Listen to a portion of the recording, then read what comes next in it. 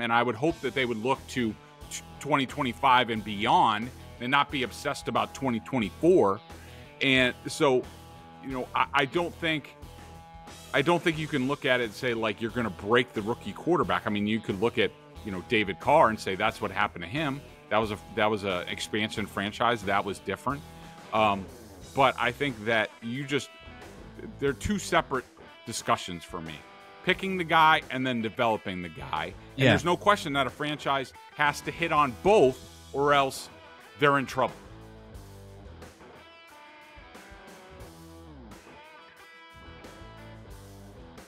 He's Greg, I'm Nick. You know the deal. This episode is brought to you by FanDuel, exclusive wagering partner of the CLNS Media Network. And right now, new customers get $150 in bonus bets with any winning $5 bet.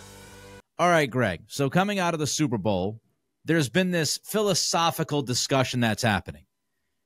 If you're a team that's looking to build, do you build with the quarterback first and find that guy, or do you address the ensemble first before getting the quarterback? Where do you land on this discussion, and why do you land where you do? So, Nick, I think I would have to say it depends on what resources you have available. I mean, if you're one of these teams, I can't even think of one, but let's just say a team that doesn't have a first-round pick, doesn't have a quarterback, doesn't have the resources, then I might look at building the team first. You really don't have any other options. I mean, because you're going to have to put a lot of resources into trading up into the draft, say like the 49ers Trey Lance trade, which didn't really affect them. It was like a speed bump for them because of, the depth of the organization that they had built.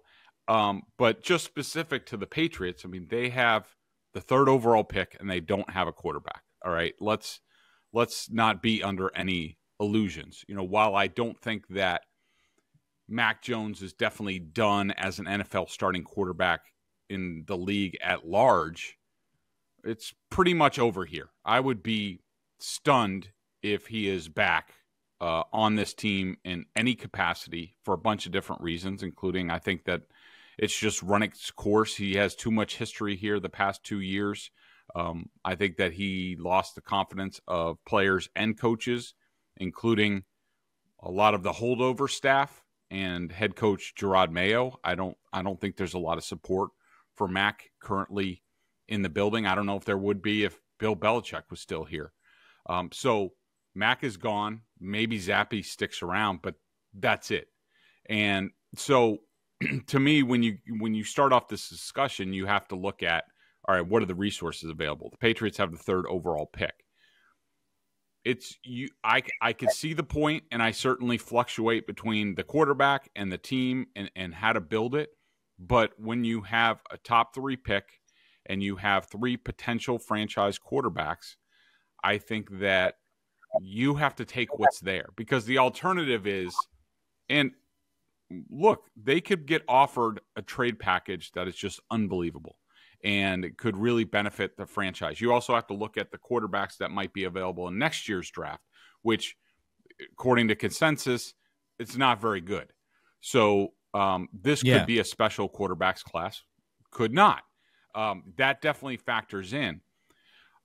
It starts with the evaluation of the quarterback position and the quarterbacks.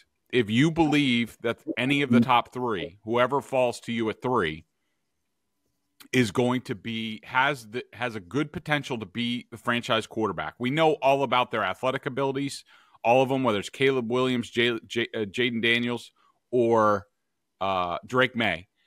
They have unbelievable athletic ability. They all have great arms. They can all make plays off of platforms. So as far as that and the stuff we talked about in the last podcast about the secondary reaction plays, they have that. Now, these guys are all underclassmen. They haven't really gotten their hands on them yet.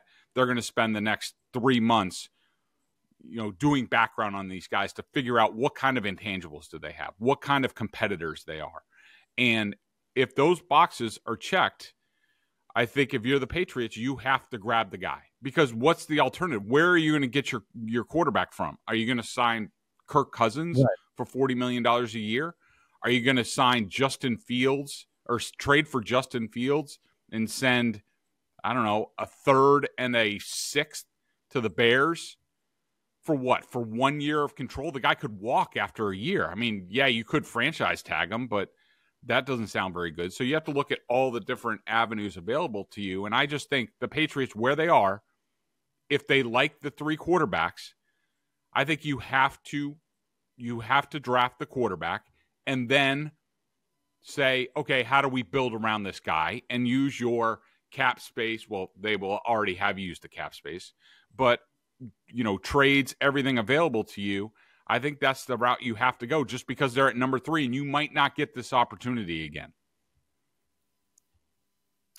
Before I give you my thoughts, I just want to ask a question based off of what you just mentioned. Free agency. All right, let's say free agency comes and goes.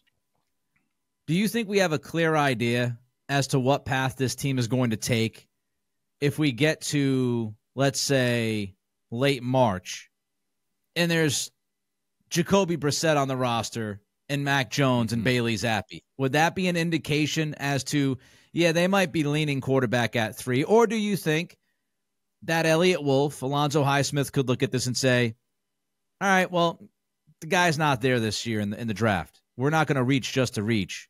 We think Jacoby Brissett could be the quote-unquote bridge quarterback for the next year or two. Do you think we get any indication as to how this team acts in free agency as to what they would do in the draft? That's a great question, Nick, and we will be talking about that ad nauseum during free agency. If I'm the Patriots, I have to prepare for every scenario. I want to have every option available to me come the draft. And, to take a page from Bill Belichick's playbook, he would never go into the draft with glaring weaknesses on the roster. Maybe not the greatest players, but he had somebody at every position where the team's like, well, they could really go in any direction, which he used as an advantage when it came to trades and things like that. But I think if they sign, say, a Jacoby Brissett or a Gardner Minshew, to me, that's the best route, because they could go any route. Like you said, they could view Jacoby Brissett or Gardner Minshew as a stopgap. Now, if they sign a Kirk Cousins for $35-40 million a year, I don't think that precludes you, depending on how the contract is set up, from passing on a quarterback. I think it makes it less likely. But if they only come out of free agency with a Jacoby Brissett type guy, I do think that both avenues are open there, but I think it's more likely that they take the quarterback at 3. All right, so my general philosophy on this is much like yours. You look at it, and the scenarios are you have to hit on one guy who ends up working out incredibly well, or you have to hit on multiple guys that work out incredibly well. The Niners are in this position because of the Fred Warners, George Kittles of the world, the guys that they drafted, Hufanga before he got hurt, guys that they drafted in the 3rd to 5th rounds that ended up being so much better than they probably ever anticipated them being. That certainly helped. Debo in the 2nd round, hitting on that pick. You have to hit on a number of free agency decisions and draft picks to go that pathway. And let's also not forget that, Brock Purdy was Mr. Irrelevant for a reason. It's not like they were going out of their way to draft Brock Purdy. He fell into their lap, much like Brady fell into the Patriots' lap in the 6th round. So don't tell me that they were like all over Brock Purdy. And you have to ask yourself the question, could you do it better than San Francisco did? San Francisco made a lot of, again, great picks, but they also made a lot of smart decisions with some of their other moves in free agency, and they were willing to spend money and get creative with the cap to keep pushing things, like bringing in Hargrave when they didn't necessarily have to. The other side of this, Greg, is stuff that you mentioned, right? The quarterback position within itself. If you believe that the guy is there at 3 that could change the projection of your organization for the next 10 to 15 years, you have to take him. If you don't take the quarterback, if you love the guy, if you believe that he can be a true franchise quarterback, then that is a dereliction of duty. you're doing it wrong, because you're not going to have this kind of opportunity always. This is the highest draft pick the Patriots have since going back to Drew Bledsoe 30-plus years ago. So it's the opportunity at number 3 to land a special quarterback. And people might say, oh, well, Nick, you can get your quarterback in different rounds. We've seen that before.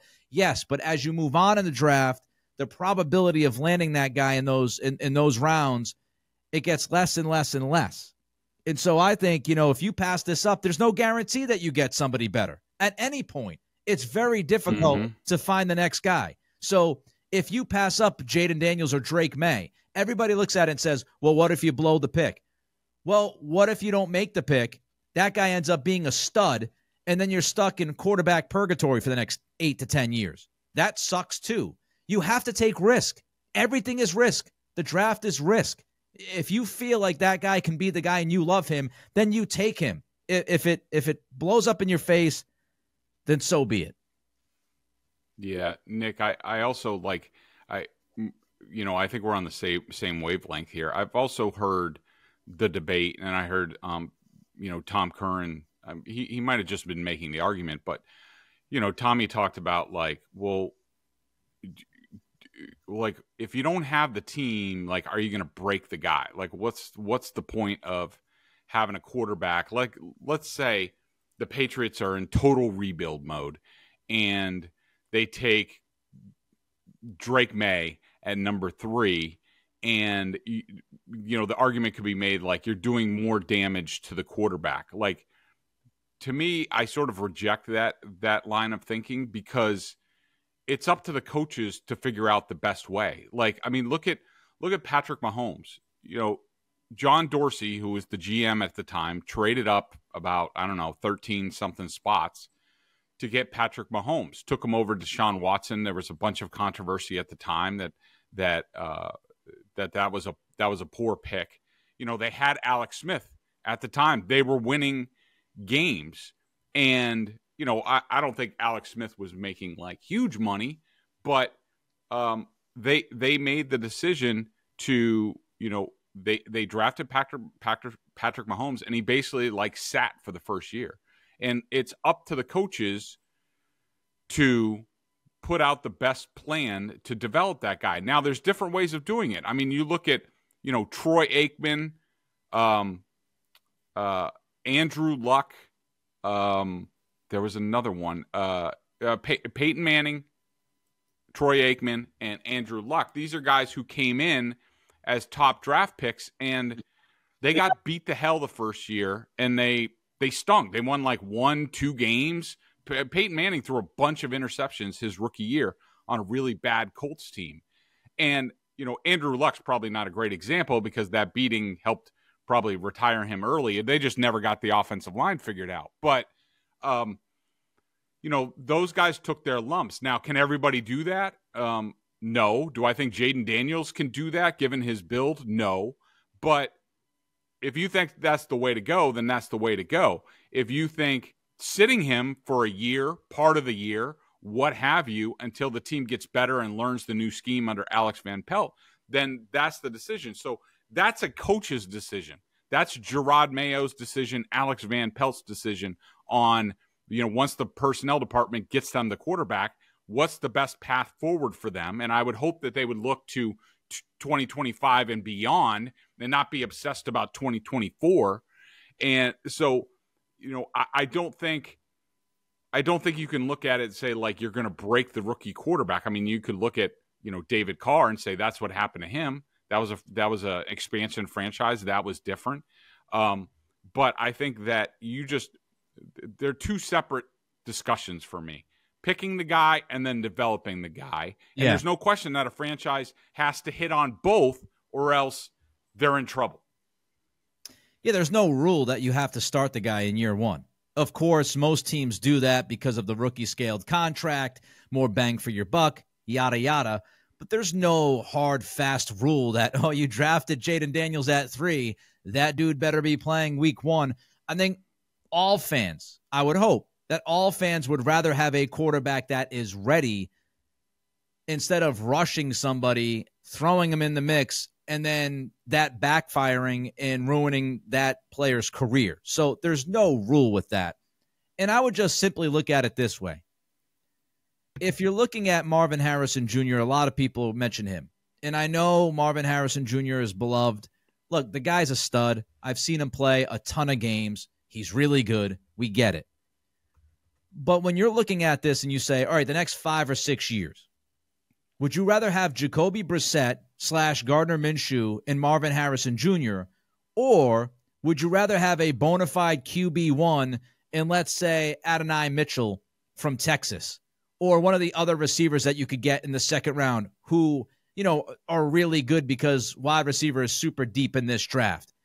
And people might say, yeah, but Nick, that's taking for granted that QB1 is QB1 with the third pick. Well, isn't that the point? Like, the premise is that the pick works. You don't go into a draft saying, we're going to screw this up, everybody. Like, you go into the draft saying, this is our future. And again, if you love the guy, I would much rather have stud, QB1, potential top 8 quarterback in the NFL, and maybe a receiver that, I don't know, for ranking purposes, to throw a number out there, ends up being a top 15 to 20 receiver in the league instead of a top 10 receiver. Give me the top 15 to 20 receiver and the top 8 quarterback instead of the inverse, having a top 8 wide receiver and a top 15 to 20 quarterback. To me, that argument is the easiest to make every single day of the week. All right, before we move on, Tom Brady, some of his former Patriots teammates, spoke to producers for this Dynasty documentary that's coming out this week. And for the first time in public that we know of, Brady actually admitted something about his relationship with Bill Belichick, how things might have gone off the rails. Before we get to that, first, Greg wants to tell you about FanDuel.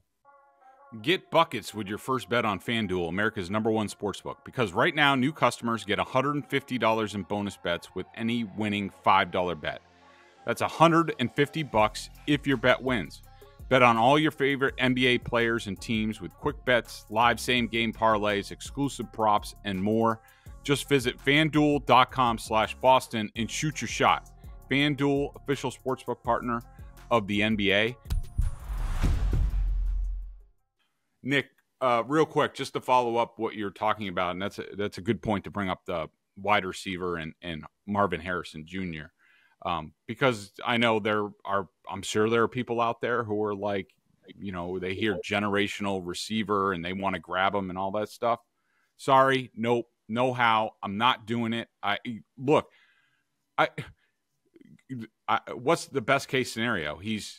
Say he's Calvin Johnson. Say he is great, and he's not even as big as Calvin Johnson. I think he'll be highly productive. But what did Calvin Johnson ever win? Love Justin Jefferson, best wide receiver in the game. What's he won? Randy Moss, what did he win? I mean, just think of any top wide receiver draft pick, and you can pretty much see that, those teams don't win. Like, not getting a great receiver and not having a good quarterback, to me, is just completely useless. And I come from the Bill Walsh school, which is Bill Walsh always said you get the wide receiver last. That's what you do. They should really get a special quarterback that can make special plays, the type of plays that we talked about Brock Purdy in the Super Bowl didn't make. And by the way, if people from the last podcast were doubting my opinion or thought I was a hater or something like that, go check out Chris Sims's video breakdown of Brock Purdy in the Super Bowl, and also JT O'Sullivan, QB School, on YouTube. He went through all the plays. These guys know a lot more about the quarterback position than I do, and both of them pretty much had the same opinion that I did, that, Brock Purdy was good. He was solid, managed the game, did all that stuff.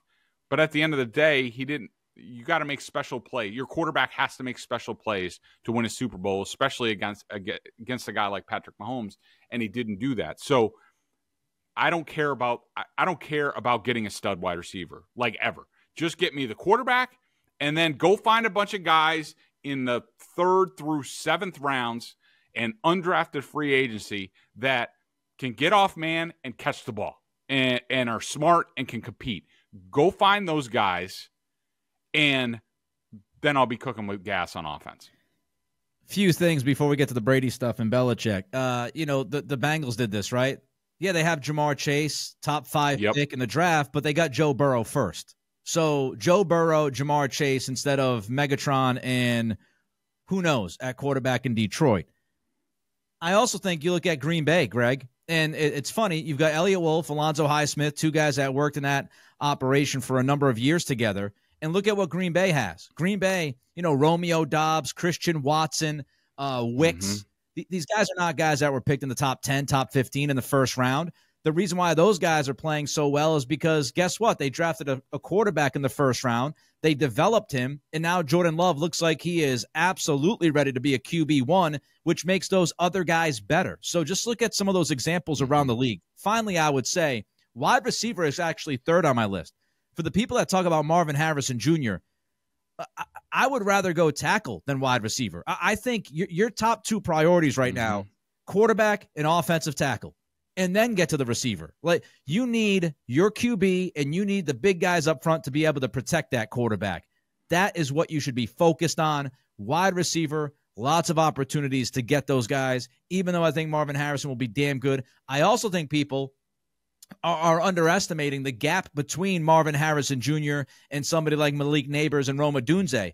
Those guys aren't too far off, by the way. Like, yes, Marvin Harrison is the best wide receiver in this draft, but when you look at a Dunze and you look at Neighbors, both those guys could go in the top 7 or 8, and both those guys could be elite talents at that position at the next level. So if you have a chance to get a Joe Alt and you think that guy's going to be 10 to 15 years starter, could be a Hall of Famer, at least at worst, an all-pro for a year or two, give me that guy over the wide receiver that might be a Pro Bowl or future Hall of Famer every day of the week. Offensive tackle is thin. Wide receiver is deep. In the NFL, coming out of college, in this draft, you have a deep tackle class. We've talked about it, Greg. Offensive line play in the league is on its way down. It's on the decline. Wide receiver play, deeper than ever, better than ever. More guys coming out every single year in the draft. So give me the offensive tackle. All right, let's get to the Dynasty doc. Coming out this week. We've heard a lot about it. It officially gets released on Friday, the first couple of episodes. And Chad Graff of The Athletic wrote about this. He got a preview of the documentary, and he wrote about Brady, Belichick, and the relationship and what Brady said. And here's what Graff wrote. Brady makes clear his departure had more to do with who was coaching the team than the amount of money he was offered. Here is the Brady quote directly from Tom Brady. Quote, "Me and Coach Belichick, we did what we loved and competed for 20 years together. But I wasn't going to sign another contract in New England, even if I wanted to play until I was 50. This is the moneymaker. Based on how things had gone, I wasn't going to sign up for more of it." And there are other players, Greg, if people think this is just Brady being angry because he didn't get paid and he's being petty. Other players in this documentary talking about playing for Belichick and how difficult it is and was. Matthew Slater says, quote, "It was brutal," unquote. Gronkowski describes pulling up to one Patriot place and not wanting to get out of his car to go into work. Wes Welker compared Brady to an abused dog for continually going back to work for Belichick. Your thoughts on this, Greg? Unbelievable from Wes Welker, who, I think we all know has no love lost for Bill Belichick. I think my general comment, I just chuckle a little bit because, our buddy Jerry Thornton over at Barstool, wrote a post about this, and his headline was "Tom Brady opens up about why he left New England, and it sounds like things were even worse than we all thought." Really? We all? I mean, sorry, but a lot of us were reporting this stuff in real time as this was going on. And, we basically took abuse that, you're making it up. You don't have any sources. You're a liar. Like, this is not a revelation. Like, we knew all about this at the time, especially that. What year was that? Was that 2018? Was that the Falcons Super Bowl? Yeah, Wickersham in January of 2018. Yeah, and I had been working on something at the same time. Seth's came out first, and I had a lot of background. I mean, to me, and we've talked about this before, and when Tom talks about everything that had gone on, there's a lot of stuff wrapped into there. Now, do I think Tom's being a little disingenuous? Do I think at the end of the day, if Bill gave him the Drew Brees, like 2 for $25 a year, do I think he would have re-signed? Yeah, I do think he would have re-signed. I think that was the final disrespect to Brady and Giselle at the time. But this all goes back to, the drafting of Garoppolo was one thing, and Bill's comment about, we all know Tom's age and contract situation. By the way, I really wish Kraft would have used that line at some point after Belichick. Not at the press conference with him there. That would have been cold. That would have been awesome. That would have been like OG RKK if he was like, look, we all know Bill's age and contract situation, so we decided to, make other plans with Gerard Mayo. But aside from that, it was Tom felt so insecure, and Bill is one of these guys, and at least he's consistent with everybody in this regard. But he doesn't have the side where, the soft hand where it could be like, all right, he's doing this to the player, but he's really being like, look, you're my guy. You're doing a really good job. I know I'm being hard on you, but just keep doing it. You're really doing a good job for us. He never says any stuff like that. So Brady, the Garoppolo stuff, and then once they won the Super Bowl, the Falcons 28-3 comeback. That's when Brady should have gotten a contract extension. He expected a contract extension, and he never got it. And Tom was. That was sort of that definitely started everything on a downward slope. Tom was so hurt by that. To him, it signaled that Bill could trade him at any time, that he was not assured of being the Patriots quarterback, even though he was on top of his game. He had won the battle over age. And Tom, he would constantly go to the Krafts. It's like, where's the loyalty? Where's the respect? And Bill wouldn't give him the contract extension. So that's when Robert sort of put his foot down and said, you're getting rid of Garoppolo. And Brady still wanted the contract extension. Where is it? And Robert says to Tom, look, your security's in San Francisco right now. And that just wasn't enough. And so I just think all of that, the constant disrespect to Tom, finally, at the later stages of his career, he finally had enough of it. And I'm glad that he's saying something about it now. I'm glad they're being truthful about it. But this is not new news. The people in the know, we all knew this stuff a long time ago. People just didn't want to hear it. There's so many thoughts, and I just did a podcast on this morning, so if people are interested in my full thoughts on it, you can check it out, Nick Cattle Show, that podcast, YouTube channel, Nick Cattle Show. But just a couple things, Greg. People might look at this and be like, oh, Brady was just being a diva. He just wanted preferential treatment. Number one, put yourself in Brady's shoes. And I know it's very difficult, pro athletes versus, quote-unquote real life. But imagine the job that you do, whatever it is. And you are the best at your job. You're not only the best at your job in your office or at your building, you're the best at your job in the country. And you've been working this job for 20 years. And you've had the same manager for 20 years. And every day you go into work, that manager is a hard ass. Every day you go into work, that manager treats you like it's your first day on the job. You tell me under those circumstances that you would be totally cool with it, not be frustrated, not be infuriated, not be wondering, what the hell? Have I not proven myself to this guy? Have I not done enough for this company? So just look at it from that viewpoint, not the pampered athlete. Also, the teammates in this doc, they tell you their viewpoint is that this was on Belichick, that Belichick treated Brady like crap. And they don't think Brady was looking for preferential treatment. And that's really what matters. It doesn't matter what you think. It matters what the rest of the team thinks. They did not believe that Brady was looking for more than he should have been looking for. And it's just Belichick, his unrelenting approach, Greg, for 20 years. And as you said, consistency, stability, some of that is good. But I don't know how many people would have survived this for as long as Brady did. Gronk got tired of it after like 7 or 8 years. A lot of these guys got tired of it after 7, 8 years. Brady was just, to me, mentally tough enough to do this for 2 decades. And one final thing I would say that should really bother people out there, learn from your mistakes, right? I've made mistakes. Greg's made mistakes. We've all made mistakes. What's important in life is evolving. And you evolve by learning from your mistakes, learning from your history. And Bill Belichick helped force out the greatest quarterback of all time and decided to handle whether you hate him, love him, dislike him, whether you think he could have been good, should have been good, or sucked from the very beginning. That doesn't matter. It's a different conversation. Don't move the goalposts on us. Belichick went through this with Brady, and he handled Mac Jones the way he handled Mac Jones.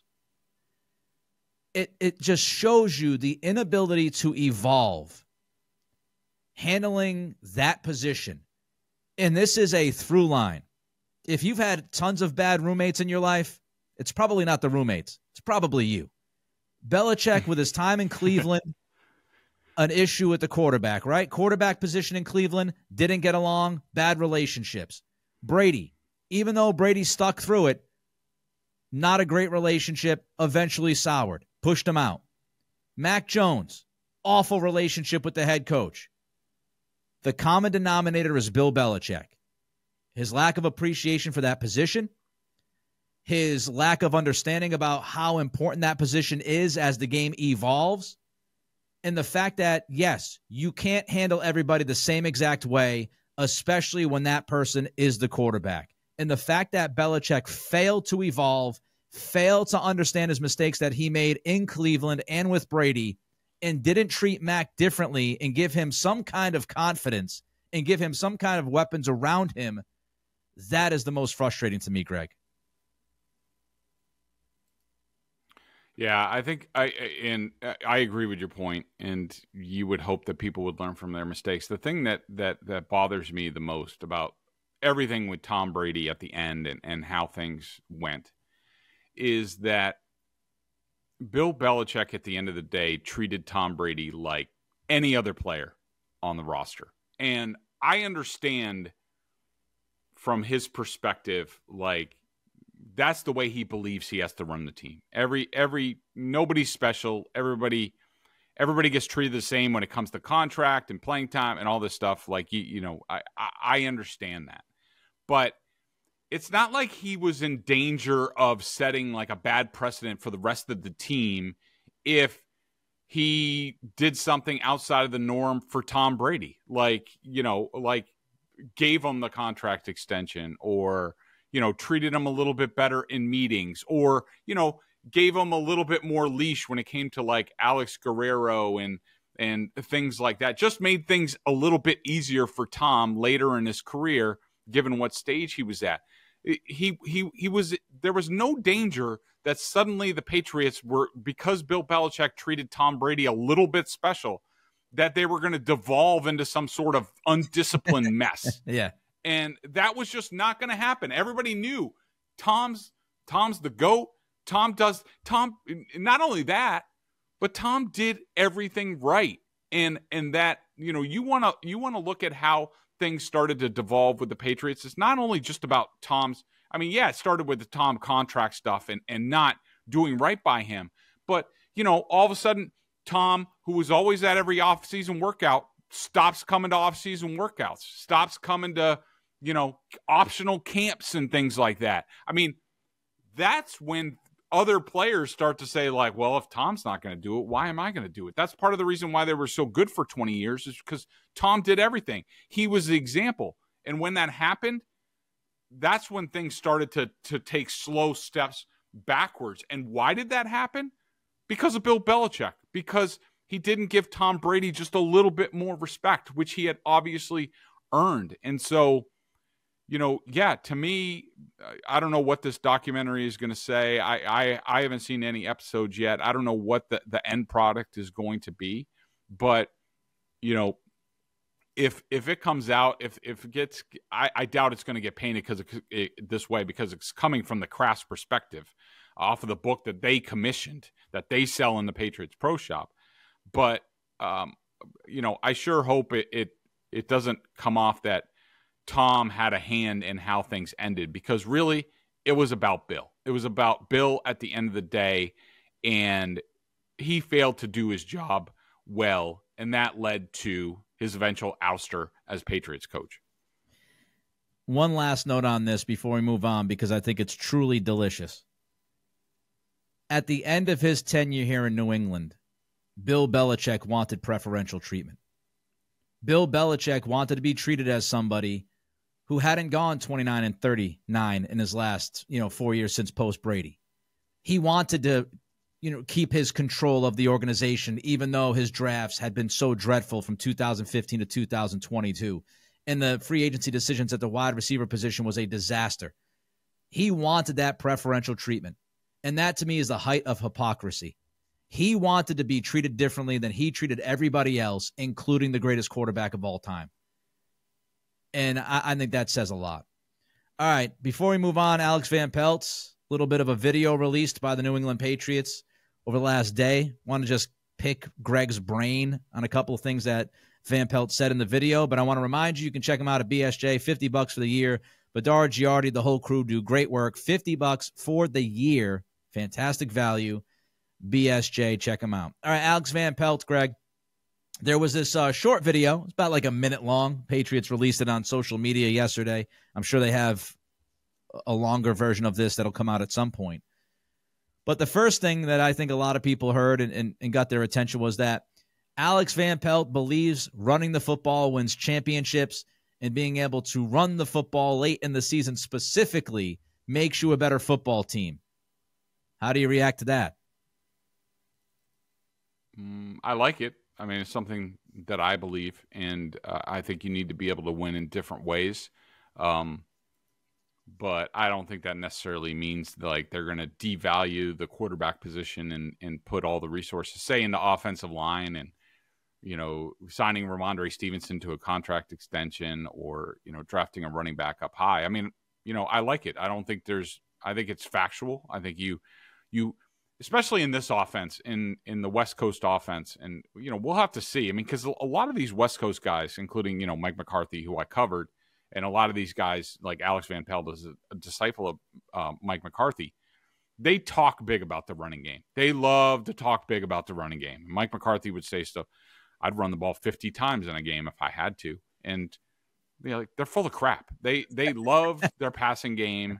The big thing in the West Coast offense is the short pass game is viewed as an extension of the running game. So they might not have the rushing attempts, but they'll tell you that another 10 plays were really an extension of the running game. So my first reaction is I like it, but I got to see it on the field that you're actually going to do that. I'm glad you mentioned the quarterback position, because something else that Van Pelt said in this video, and we just talked about Belichick not necessarily appreciating the importance of that position, especially nowadays. Van Pelt did put emphasis on the quarterback. And, Greg, I wrote about this at Boston Sports Journal. I think it was last week or the week before, in my column on Friday. Just the idea that the Patriots, this staff and the idea of this staff is really focused on quarterback. Ben McAdoo, Alex Van Pelt, those two guys, their history working with that position. You bring in a devoted quarterbacks coach to work with whoever you have. There's been a lot of effort within this coaching staff early to pay attention to that position. And Van Pelt in this video said, if you can make the quarterback successful, oftentimes your offense is successful. So I just think that underlines how this coaching staff is going to approach quarterback versus the last coaching staff. Yeah, absolutely. And this is another sort of Mike McCarthy trait that I assume he's going to bring over is, and the rules are a little bit different now, but one of the things that Mike McCarthy was known for in his time in the NFL, even before he became Packers coach, was these off-season QB schools or QB camps. And it's more like, it's wrapped into OTAs now and that sort of thing. You can't really do it the way Mike used to do it. But they were huge on developing the quarterback and working with the quarterback and making sure that they had enough resources in terms of a QB coach, the head coach, an offensive coordinator. You know, they have McAdoo as well, who's done a lot of this stuff. And so, you know, I love that they're not just like, you know, just look at the way Belichick would do this. I mean, without McDaniels, he basically left Mac Jones on an island by himself to fend for himself. And we saw how that went. That will not happen with these guys. That will not happen in the West Coast offense ever. The quarterback is the jewel, and they understand that they have to nurture that player, and they will do that. The final part of this is that Van Pelt said something along the lines, I might be missing a word or two here, but paraphrasing, if the scheme doesn't fit the player, what good is the scheme? You've got to play to a player's strengths. And I also think that shows us, Greg, the difference between West Coast offense and what this coaching staff is looking at philosophically, because we went over this for years. Earhart Perkins was Earhart Perkins, right? And we saw guys come in, they couldn't fit the system. Oh, well, you're screwed. You stink. Sit down. But here's Van Pelt saying, hey, if the scheme doesn't fit the player, scheme doesn't mean anything. We got to play to the strengths, and we got to hide the weaknesses. Yeah, I mean, I think that I think that's great. Again, it's another lip service sort of thing. It's nice to talk about, and I think he believes that, but, you know, let's see it in action. And also the other thing that you have to know about Alex Van Pelt, back to what we were talking about with the quarterback position, this is a guy who grows very close with his quarterbacks. And there are some rumors that McCarthy didn't like that in Green Bay, that he was extremely close with Aaron Rodgers, and that's part of the reason why they parted ways. So, you know, I just want Alex Van Pelt focused on the offense as a whole, and obviously the number one thing, and bringing it back to what we talked about at the start of the show about, you know, do you draft a quarterback at number 3 or not? The big thing is when you get the quarterback, and I don't care where it is, now the next thing that you do is, all right, how do we build this for the quarterback to make him successful? And it sounds like those guys have that at the forefront of their minds, and now we just need to see if they follow through with it. All right, Greg has an idea. We got one more thing to talk about here before we bid you adieu for the weekend. It's a question about Robert Kraft and whether or not he did a great job of reading the head coaching market. But first, before we get to that, I want to remind you this episode is brought to you by FanDuel, the exclusive wagering partner of the CLNS Media Network. Right now, new customers get $150 in bonus bets with any winning $5 bet. So, Greg, you wrote this question in the email today. Did Kraft have a better sense of the market for Bill when he declined to seek a trade for him and instead let him go? Yeah, that was from one of our members. I solicited a question for this. I just don't think it was about that for the Krafts. I think it had gotten to the point that they were done with Bill. The team had fallen to 4-13. It was an embarrassing season in a lot of ways. You know, ruined a potential franchise quarterback. You know, all sorts of stuff was going on. And I think that the Krafts, to them, it wasn't about Bill's market. And I don't think they were really interested in compensation. I believe Robert, you know, similar to Tom, where both of those guys had done enough for the franchise that they were just going to let them go. Whatever they wanted to do, they were free to do. They had done a great job for 20 years. I think it was just about the Krafts were done with Bill. Bill had inflicted enough damage at the end, post-Tom, including the Tom decision, and they just wanted to move on and get their team back and in a lot of different ways. And so I think that's the only thing that mattered to the Krafts. And they weren't going to hold Bill up. I mean, they just wanted Bill at the press conference and tie a nice bow on things. And so the Krafts, in a lot of ways, got exactly what they wanted in a lot of different ways. And trying to get compensation for a guy who nobody really wanted this offseason, that would have been dumb. The elegant solution. He's Greg. I'm Nick. Everybody have a fantastic weekend. Be well. We'll be back next week to talk more Patriots.